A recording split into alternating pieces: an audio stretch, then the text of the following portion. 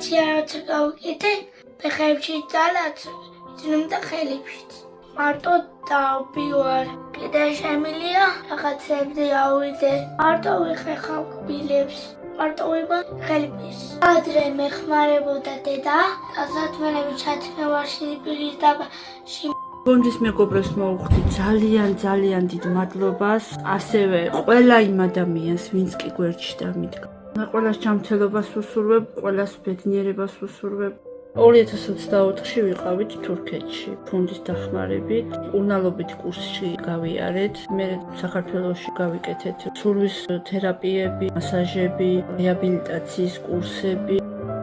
ეხლა 2025-ში გავიკეთეთ ოპერაცია. ფეხებს დგავს კარგად, დამოუკიდებლად, ნაბიჯებს დგავს უკეთ. მარტოს ფონმა ჩავიცვიდა. ძალიან მინდა რომ ფეხბურთელი გავხდე და ძალიან მიხარია რომ ფეხზე დავდივარ. სად ითამაშებ? დინამო არენას.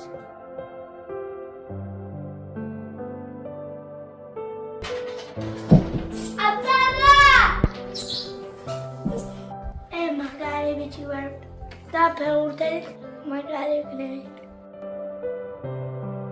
ოპერაციის შემდგომ გვჭირდება ახლა რეაბილიტაცია. გამოიჭრა ახალი პრობლემა ტრანსპორტი. რაიონიდან თბილისში ყოველდღიურად ტარება ხომ და სარეაბილიტაციოში რო ვატარ. შუქამდე საკმაოდ მანძილია. საზოგადოებრივი ტრანსპორტით მიჭირს ტარება ბავშვის დამძიმ და ხადულკას ვერ ვიყენებ ტრანსპორტში. ლამაზი ჩანთები კომპანია ორგ სერვისმა გადასცა საჩუქრად ბავშვებს.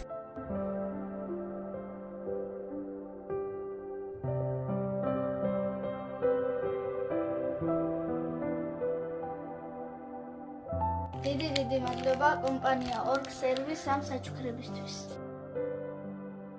გადარიცხეთ ნებისმიერი თანხა ჩერნოვეცკის ფონდის ოფიციალური საიტის მეშვეობით.